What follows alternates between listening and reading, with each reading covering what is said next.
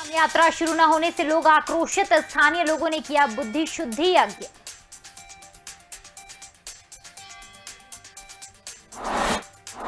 Devasthanam board व Badrinath master plan के खिलाफ पुरोहित, सीएम धामी ने दिया भरोसा, हितों से नहीं होगा कोई खिलवाड़। केंद्रीय मंत्री हरदीप सिंह पुरी का बयान, अफगानिस्तान से 228 भारतीय नागरिकों को निकाला गया, 626 लोगों को भी लाया गया भारत। केंद्रीय मंत्री नारायण राणे को पुलिस ने किया गिरफ्तार, सीएम उद्धव ठाकरे पर दिया था विवादित बयान, नासिक में बीजेपी कार्यालय पर की पत्थरबाजी। पंजाब कांग्रेस में एक बार फिर घमासान, चुनाव से पहले शुरू हुआ कैप्टन वर्सेस सिद्धू, फिर उठी कार्यवाही की मांग।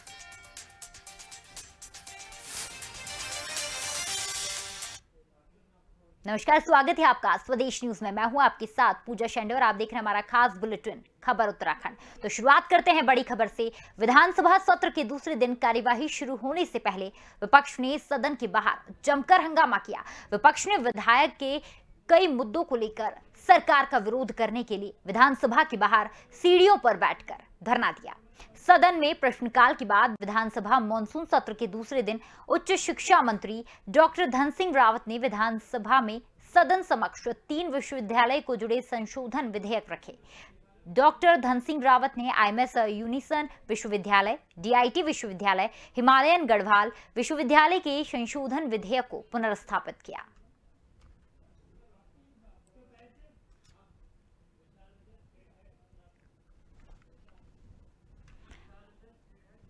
इस पर अधिक जानकारी के लिए हमारे साथ जुड़ गए उत्तराखंड स्टेट हेड विशाल ओझा। विशाल जी, जानना चाहेंगे, जहां आज मॉनसून सत्र उत्तराखंड का पहला दिन रहा, क्या कुछ खास रहा आज सदन में? दिन था और काफी हंगामेदार रहा। शिक्षा मंत्री ने कुछ मामलों को लेकर के यहाँ पर धरना प्रदर्शन किया और सरकार की कोशिश है कि सब पक्षों को सामंजस्य रूप बना करके सत्र को कायदे से चलाया जाए। लेकिन में जो हंगामे की स्थिति है कि सत्र को जी विशाल जी, जानना चाहेंगे, जहां आज कई विधेयक पास किए गए, कौन से मुख्य विधेयक पास किए गए? एक विधेयक था। जी विशाल जी, क्या आप मुझे सुन पा रहे हैं? हेलो विशाल जी, क्या आपको मेरी आवाज आ रही है?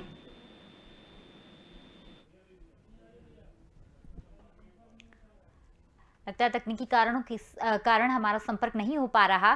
तो आपको बता दें कि अनुपूरक बजट को लेकर जहां आज मॉनसून सत्र का दिन काफी हंगामेदार रहा, विपक्ष ने इसे लेकर हंगामा किया। कई मुद्दों को लेकर विपक्ष ने हंगामा किया।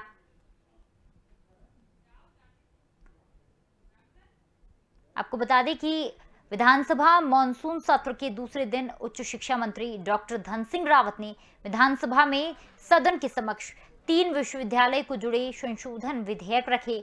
डॉक्टर धन सिंह रावत ने आईएमएस यूनिसन विश्वविद्यालय, डीआईटी विश्वविद्यालय, हिमालयन गढ़वाल विश्वविद्यालय के संशोधन विधेयक को पुनर्स्थापित किया।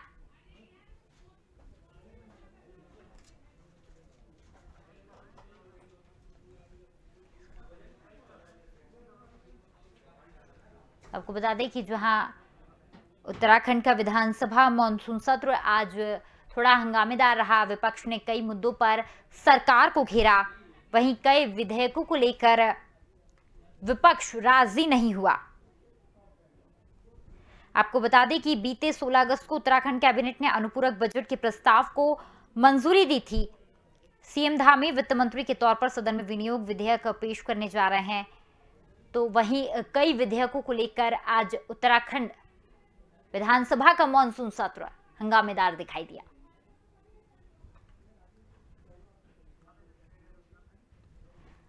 हमारे साथ जुड़ गए हैं उत्तराखंड स्टेट हेड विशाल ओझा। विशाल जी, जानना चाहेंगे, जहां आज उत्तराखंड का विधानसभा मॉनसून सत्र थोड़ा हंगामेदार रहा, तो किन मुद्दों पर विपक्ष ने सरकार को घेरा?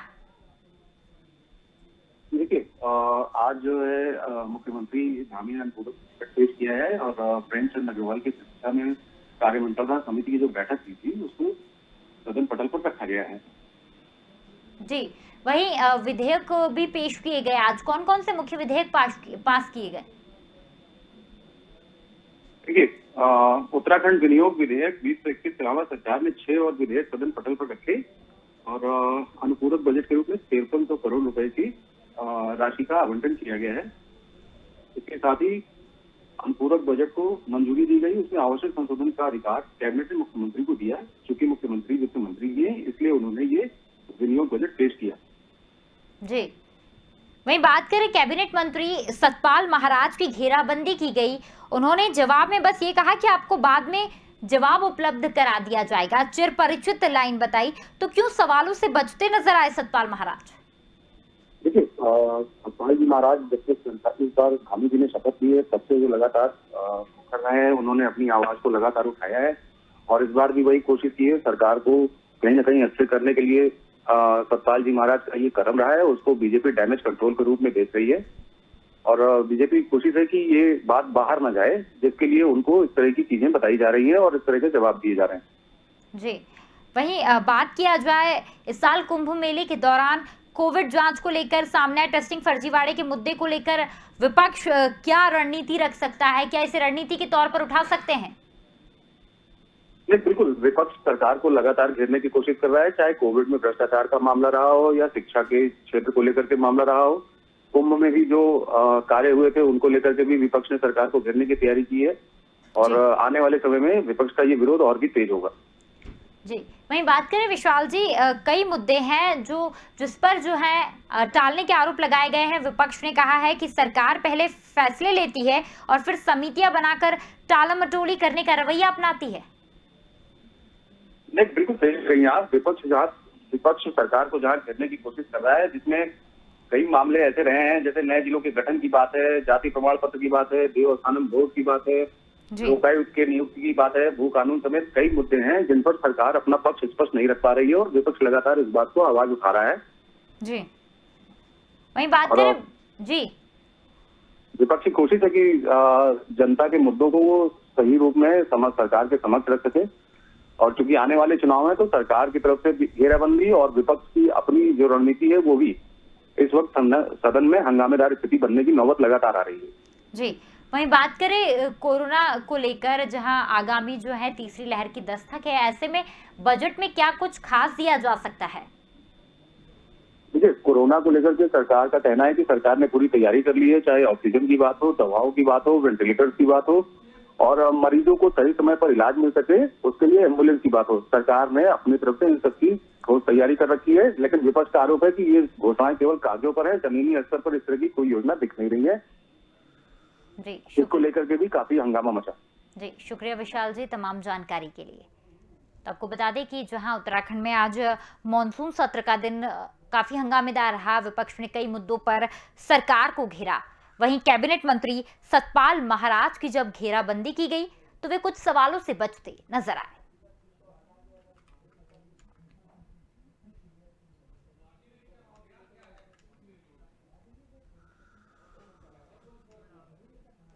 उत्तराखंड में कांग्रेस चुनावी तैयारियों में जुटी है। ऐसे में 3 सितंबर से कांग्रेस परिवर्तन यात्रा निकालने की तैयारी कर रही है, लेकिन इन सबके बीच हरीश रावत जमकर जय श्री गणेश बोलते नजर आ रहे हैं। अब हरीश रावत ने गणेश गोदियाल को लेकर पोस्टर जारी किया है, जिसमें गणेश गोदियाल भगवान गणेश का आशीर्वाद लेते दिख रहे हैं। गणेश गोदियाल महिला मान सम्मान, भ्रष्टाचार और दलबदल, बीजेपी के कुशासन, ठप विकास, महंगाई और कोरोना वायरस का संक्रमण, बेरोजगारी और गरीबी सभी पर हथियार चलाते दिख रहे हैं। पोस्टर में गोदियाल किसी पर सुदर्शन चक्र तो किसी पर तीर, किसी पर त्रिशूल और किसी पर नागपाश चलाते दिखाई दे रहे हैं।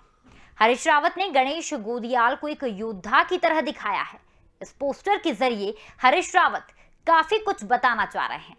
एक तो गणेश गोदियाल को अपना सबसे बड़ा सिपाह सालार बता रहे हैं। इस मामले में बीजेपी ने कांग्रेस पर तीखा प्रहार किया है। बीजेपी के प्रदेश अध्यक्ष मदन कौशिक ने कहा कि हिंदू धर्म के साथ किसी को खिलवाड़ करने का कोई अधिकार नहीं है। जनता सब देख रही है और वो कांग्रेसी के साथ खड़ी नहीं होगी। सिर्फ जानकर मानिए कि कांग्रेस अपने अंतिम चरण में। क्या वो इस प्रकार का श्री गणेश पोस्टर लाके क्या हिंदुत्व का एजेंडा भाजपा से अपनी ओर खींच रहे हैं? इसका जवाब कहने का श्री राम को देने की कोशिश की जा रही है। हाँ, मैंने यही कहा कि जो लोग सोनिया को देवी बता सकते हैं, जो लोग राम के कह सकते हैं कि राम भारत में हुए ही नहीं, जो लोग और लगातार इस प्रकार एक हिंदू धर्म के प्रति एक अनास्था जैसी रख के काम करते हैं, तो ऐसे लोग कुछ भी कर सकते हैं, लेकिन हिंदू धर्म का अपमान करने का अधिकार किसी को नहीं है। और आप निश्चित मानकर चलिए, ये जिस प्रकार का वातावरण है, ये कोई भी पसंद करने वाला इनको नहीं। उत्तराखंड में आगामी चुनाव को लेकर राजनीतिक पार्टियों ने अपनी ओर से तैयारियां शुरू कर दी है और इसी बीच राष्ट्रीय लोक दल ने भी उत्तराखंड में चुनावी ताल ठोक दिया है। आज हरिद्वार प्रेस क्लब में आयोजित पत्रकार वार्ता में राष्ट्रीय लोक दल के राष्ट्रीय महासचिव त्रिलोक त्यागी ने केंद्र की बीजेपी सरकार पर हमला बोलते हुए मोदी सरकार को किसान और युवाओं का विरोधी बताते हुए महंगाई बढ़ाने का आरोप लगाया। राष्ट्रीय लोक दल भी उत्तराखंड के आगामी चुनाव में बढ़ चढ़कर हिस्सा लेने जा रही है और इस संबंध में राष्ट्रीय लोक दल के राष्ट्रीय महासचिव त्रिलोक त्यागी द्वारा अपने समर्थकों के साथ हरिद्वार प्रेस क्लब में प्रेस वार्ता की गई, जिसमें उन्होंने उत्तराखंड के आगामी विधानसभा चुनाव में पार्टी के चुनाव में हिस्सा लेने की बात कही। हालांकि अभी ये तय नहीं हुआ है कि पार्टी कितने सीटों पर चुनाव लड़ेगी, लेकिन ये तय है कि उत्तराखंड के विधानसभा चुनाव में पार्टी अपनी ओर से पूरी तैयारी कर रही है। लोगों के उत्तराखंड के प्रमुख साथियों की बैठक रतनलाल लखेड़ा जी हमारे प्रदेश अध्यक्ष हैं, उनकी अध्यक्षता में हुई है और इसमें फैसला किया गया कि हम चुनाव लड़ेंगे उत्तराखंड में और अपने कार्यकर्ताओं को आह्वान किया कि वो लखेड़ा जी को अपना बताएं कि जो चुनाव लड़ना चाहते हैं उसकी समीक्षा करेंगे और हम हर जिले में किसान सम्मेलन करेंगे, किसान मजदूर एकता के सम्मेलन, भाईचारा सम्मेलन करेंगे। जो भारतीय जनता पार्टी ने भाईचारा बांटा है, हम उसको स्थापित करने का काम करेंगे। हमने उत्तर प्रदेश में, पश्चिमी उत्तर प्रदेश में सारे में भाईचारा सम्मेलन किए, अब ये हम उत्तराखंड में भी कर रहे हैं। जो बंटवारा इन्होंने किसानों में, मजदूरों में, मुसलमानों में इनमें किया है, इस बंटवारे को हम रोकने के लिए काम करेंगे। उत्तराखंड के रुद्रप्रयाग जनपद के तिलवाड़ा बावई मोटर मार्ग पर सड़क हादसा हुआ है, जिसमें एक युवक की मौके पर ही मौत हो गई, जबकि एक गंभीर रूप से घायल हो गया। एसडीआरएफ टीम को जिला नियंत्रण कक्ष से प्राप्त हुई सूचना के आधार पर तिलवाड़ा से 4 किलोमीटर आगे एक कार अनियंत्रित होकर गहरी खाई में जा गिरी है। जानकारी मिलते ही SDRF team inspector Anirudh Bhandari की टीम घटनास्थल पर पहुंची, जहां कार सड़क से करीब 70 मीटर नीचे गिरी हुई थी। एसडीआरएफ की टीम द्वारा रेस्क्यू ऑपरेशन चलाकर कार में सवार लोगों को सकुशल निकालने की कवायद शुरू की गई। कार में सवार एक व्यक्ति की मौके पर ही मौत हो गई, जबकि दूसरा व्यक्ति घायल अवस्था में था, जिसे इलाज के लिए अस्पताल में भर्ती कराया गया है।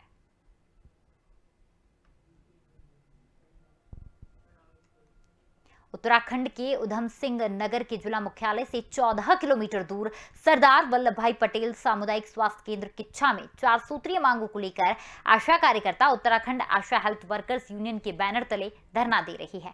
24 दिन धरना देते हुए उत्तराखंड आशा हेल्थ वर्कर्स यूनियन की किच्छा इकाई अध्यक्ष सिमरन कौर, महामंत्री पूनम गंगवार एवं सर्वेश देवी ने संयुक्त रूप से कहा कि वो पिछले 23 दिन से धरने पर बैठे हुए हैं, लेकिन सरकार उनकी बात तो सुनने को तैयार नहीं है। उन्होंने कहा कि अगर सरकार ने जल्दी उनकी मांगों को पूरा नहीं किया तो वो उग्र आंदोलन करने को मजबूर हो जाएंगी, ताकि प्रदेश की अंधी बहरी सरकार का आशा कार्यकर्ता की समस्याओं की तरफ ध्यान आकर्षित हो सके। हम अपने मुख्यमंत्री साहब से ये कहना चाहते हैं कि हमारी राखी भी निकल गई और 2 दिन हमारी आशाओं की बैठक भी हो गई, यहाँ से आवास पे भी मिल लिए जाके, फिर हमारा 1 महीना होने जा रहा है, आशा हमारी बीमार होने लगी। कब हमारी सुनवाई करेगी? इनके कानों में हमारी आवाज़ नहीं जाती। वोट मांगने आपकी वोट आएंगे तो हम साफ कह दे रहे इसको हराना, अगर हमारी बात नहीं सुनी अगर गवर्नमेंट ने, हम किसी से भीख नहीं मांग रहे, अपना अधिकार मांग रहे हैं, अपना हक मांग रहे हैं, हम किसी के वेतन में से नहीं मांग रहे हैं। हमारे विधायक जी क्या कह रहे थे, रक्षाबंधन को तुम्हें तोहफा मिलेगा, वो शकल दिखाने ना आए हैं यहाँ पे, बहनों से पूछा नहीं है किस हाल में है। कांग्रेस भी आ रहे हैं हमारा हालचाल पूछने, फिर वो कह रहे हैं तुम किसी के भड़कावे में आ जा रहे हो। हमको समझ है, हम ना किसी बीजेपी से ना हम किसी भाजपा से, हम किसी से नहीं, कांग्रेस पार्टी से किसी से, बसपा से किसी से नहीं, हम अपना हक मांगते हैं। जो हमारे साथ खड़ा, चाहे वो कांग्रेस का हो, चाहे वो बीजेपी का हो, चाहे सपा का, किसी का हो, जो हमारा समर्थन करता है हम उसके लिए हैं। हम अपनी सरकार से ये कहना चाहेंगे कि हमारा वेतन लागू करना, हमारी जो मांगे हैं वो मांगों को पूरा करें। हम माँ का बच्चे का गर्भ से लेके बच्चे को इतना ध्यान रखते हैं, जो माँ अपने बच्चे का ध्यान रखती है, हम अपने ग्रामीण में जितनी आशा है ऐसा ध्यान रखती है जो एक माँ अपने बच्चे का ध्यान रखती है। फिर भी 15 साल हमें काम करते हुए हो गए, सरकार हमारी एक भी नहीं सुन रही है। माँ को टीका का पता नहीं होता है, 1.5 महीने का टीका कौन सा लगेगा, 2.5 महीने पे कौन सा लगेगा और 3.5 पे कौन सा लगेगा, सब कुछ आशा बताती है उसे। अरे ये पूछो उसे अपने बच्चे की डेट ऑफ बर्थ भी याद नहीं होती है, वो भी आशा बताती है उसके लिए। हमें 15 साल काम करते हुए इतना काम कोई नहीं करता, इतना आशा काम करती है, लेकिन सरकार हमारी एक नहीं सुनी। सो ही सरकार है, बिल्कुल जाग ही नहीं रही है। पहले अपने राखी बांधने गए थे, आशा ने धरना प्रदर्शन किया था उस दिन भी, तब भी मुख्यमंत्री ने तो हमारी कोई भी। उत्तराखंड विधानसभा के मॉनसून सत्र के दौरान आज एक बार फिर उत्तराखंड विधानसभा अध्यक्ष प्रेमचंद अग्रवाल की अध्यक्षता में सदन में प्रश्नकाल के दौरान सभी तारांकित प्रश्नों को निर्धारित समय के अंतर्गत उत्तरित किया गया।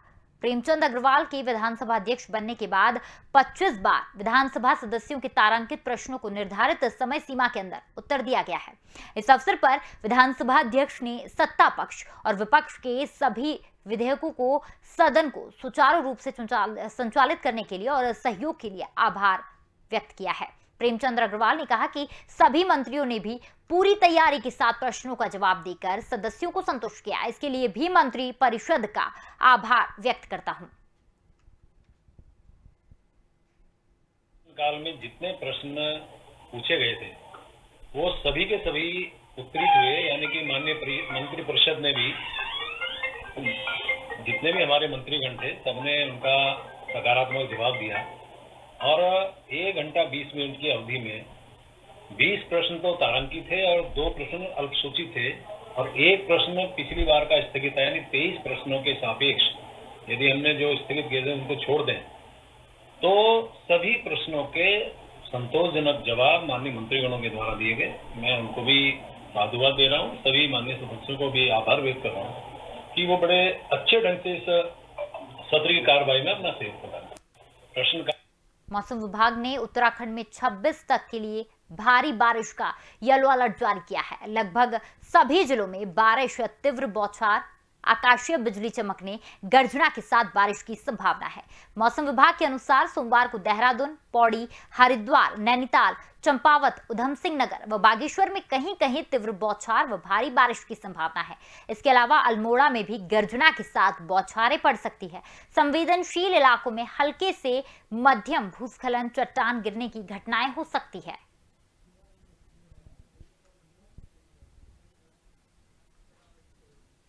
उत्तराखंड के पूर्व मुख्यमंत्री हरीश रावत ने लोगों से जुमलेबाज पार्टियों और उनके नेताओं से सावधान रहने की अपील की है।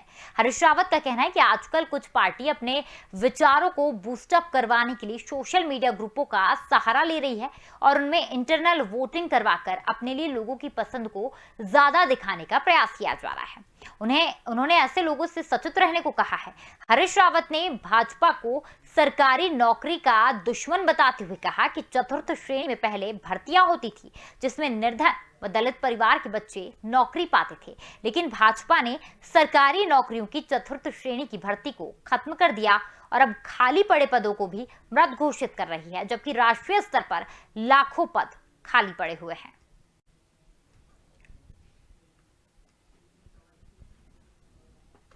इस पर अधिक जानकारी के लिए हमारे साथ जुड़ गए विशेष संवाददाता दिनेश अवस्थी। दिनेश, जानना चाहेंगे जहां हरीश रावत के इस बयान के बाद उत्तराखंड की सियासत में क्या गर्माहट देखने सामने आ सकती है? पूजा, मैं आपको बता दूं कि हरीश रावत उत्तराखंड के एक कांग्रेस पार्टी के बहुत बड़े चेहरा हैं और 2 बार के वो वहाँ के मुख्यमंत्री भी रह चुके हैं। तो इससे साफ है कि 2022 में अब चुनाव आने वाले हैं, उनको लेकर रणनीतियां सभी जगह तैयार हो रही हैं, चाहे उत्तर प्रदेश की बात करें और चाहे उत्तराखंड की बात करें।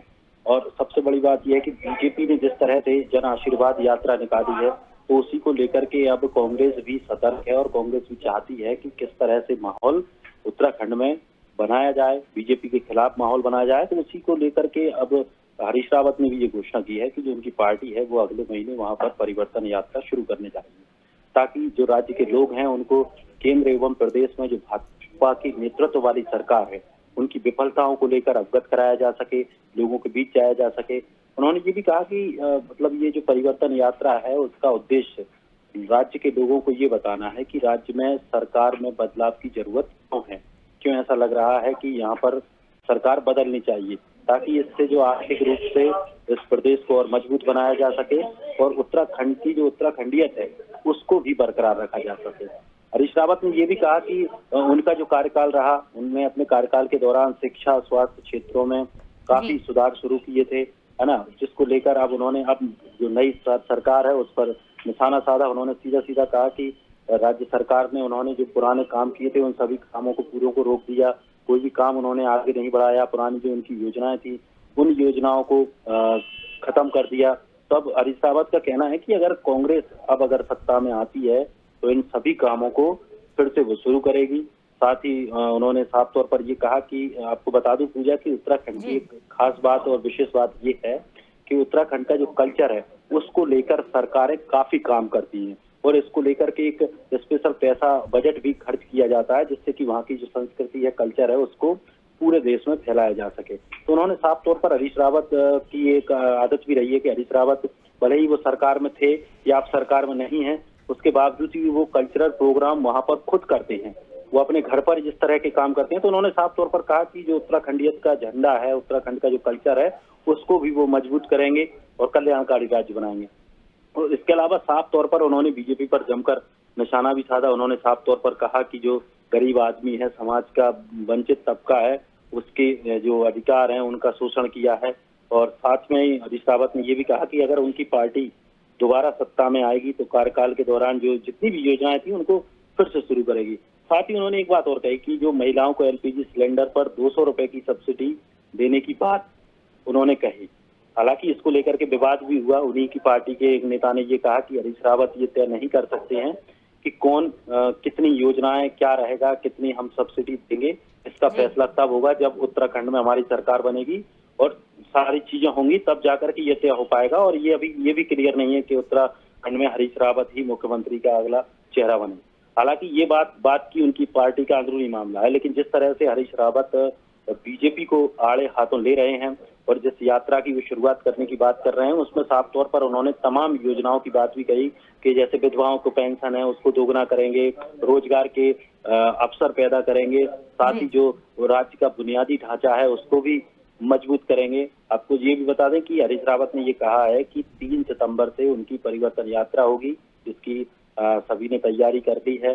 पुष्कर सिंह धामी का जो गृह क्षेत्र है, जो अभी मुख्यमंत्री बने हैं, और उनका जो क्षेत्र है खटीमा, वहां से इस पूरी यात्रा की शुरुआत करेंगे। इसके बाद कुमायूं मंडल से ये यात्रा पूरी होती हुई तीसरे चरण में ये गढ़वाल पहुंचेगी और हरिद्वार में इस यात्रा का समापन होगा, यानी कि पूरे जो क्षेत्र है उस क्षेत्र को कवर इसमें किया जाएगा। और एक बात और बता दूं पूजा की हरीश रावत ने सीधा सीधा बीजेपी पर एक बड़ा आरोप लगाया। उन्होंने कहा कि भारतीय जनता पार्टी को वो हिंदू शब्द को हाईजैक करने की अनुमति नहीं देते। उन्होंने ये साफ तौर पर कहा।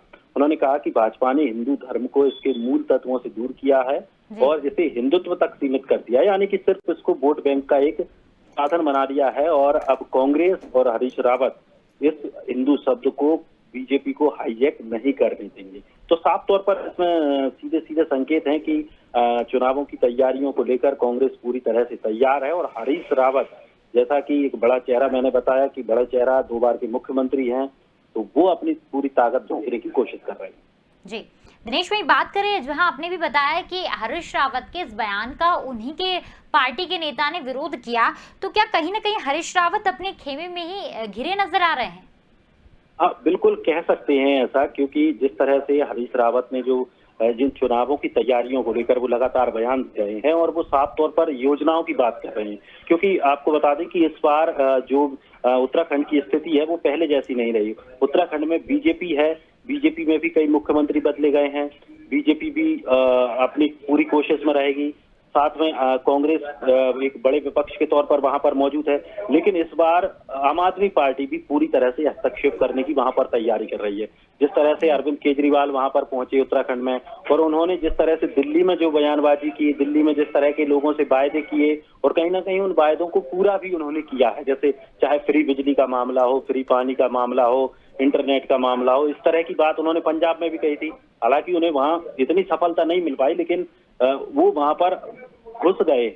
पंजाब में उन्होंने अपने एक वजूद बनाने, सेट करने का काम किया है, और वही स्थिति अब वो चाहते हैं कि इस तरह से बिजली फ्री पानी का जो वायदे हैं वो अब उत्तराखंड में बताएं और उत्तराखंड में जाकर के एक अपना माहौल सेट करें। तो इसी को लेकर अब कांग्रेस भी लगातार हरीश रावत जिस तरह से अगुवाई कर रहे हैं, तो हरीश रावत भी वायदे कर रहे हैं। इनको लेकर उन्हीं की पार्टी के एक नेता ने साफ तौर पर उनसे कहा कि आप इस तरह की बयानबाजी ना करें, हरीश रावत इस तरह की बयानबाजी ना करें। कितनी सब्सिडी, कौन सी योजना देनी होगी, इसको लेकर के हम एक पत्र तैयार करेंगे, लोगों के बीच में पत्र के जरिए जाएंगे। तो इससे साफ तौर पर ये भी लग रहा है कि पार्टी में भी अंदर कस्मकस चल रही है। बिल्कुल दिनेश, अभी जहां चीजों को देखकर जिस तरह के बयान सामने आ रहे, उस तरह को देखकर लग रहा है कि पार्टी में कुछ कश्मकश अभी भी जारी है। शुक्रिया तमाम जानकारी के लिए। तो आपको बता दें कि जहां हरीश रावत अपने ही बयान को लेकर अपने खेमे में नजर आए, वहीं उन्होंने बीजेपी पर जमकर निशाना साधा है और कई चीजों का ऐलान किया है कि अगर हमारी पार्टी कांग्रेस अगर सत्ता में आती है तो उन्होंने उसको लेकर भी घोषणाएं की है। फिलहाल इस बुलेटिन बस इतना ही। लगातार खबरों के लिए आप देखते रहिए स्वदेश न्यूज। नमस्कार।